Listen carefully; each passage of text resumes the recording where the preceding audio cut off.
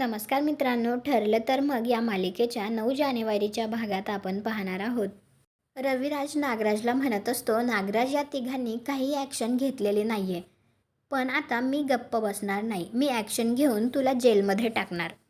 त्यानंतर रविराज अर्जुनला म्हणत असतो, माझा सख्खा भाऊ माझ्या बायकोला म्हणजेच त्याच्या वहिनीला मारण्याचा प्लॅन करायचा.